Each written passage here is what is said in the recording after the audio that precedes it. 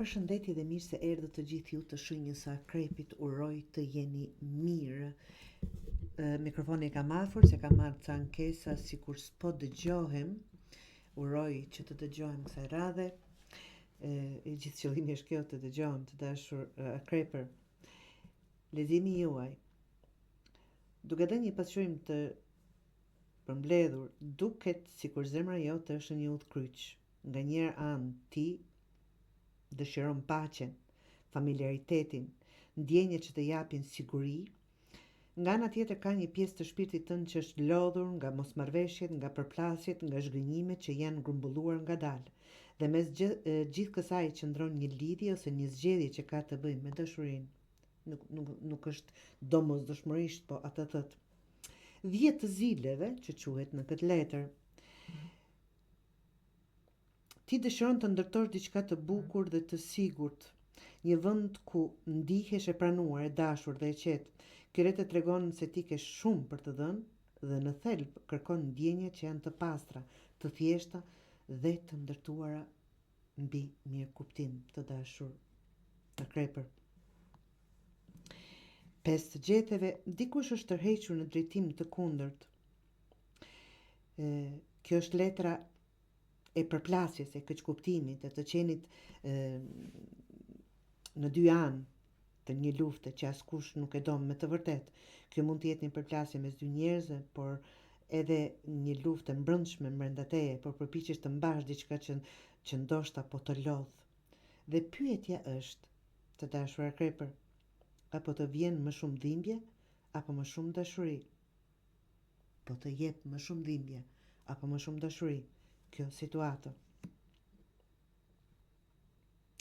Të dashuruarit, kjo është një lidhje me rëndësi, jo domosdoshmërisht e lehtë, por që të ka bërë të shohësh veten më thellë. Të dashuruarit nuk flasin vetëm për dashuri romantike, e kundërta është këtu. Ata flasin për një zgjedhje të madhe të zemrës, të rish aty ku ndihesh e sigurt, por e paplotësuar, apo të ndjekësh të vërtetën tënde emocionale. Edhe nëse të qonë në rrugë të panjohura. Keni dy pesa këtu që tregon konfliktin. Ka një plagë brenda teje që ende nuk është shëruar, një ndjenje mos vlerësimit, e lëndimit, e mos përkrahjes, që të ka bërë të tërhiqesh ose të dyshosh në vlerën tënde, të dashur Akrepër. Ndoshta ke dashuruar shumë, por nuk ke ndjerë të njëjtën në kthim.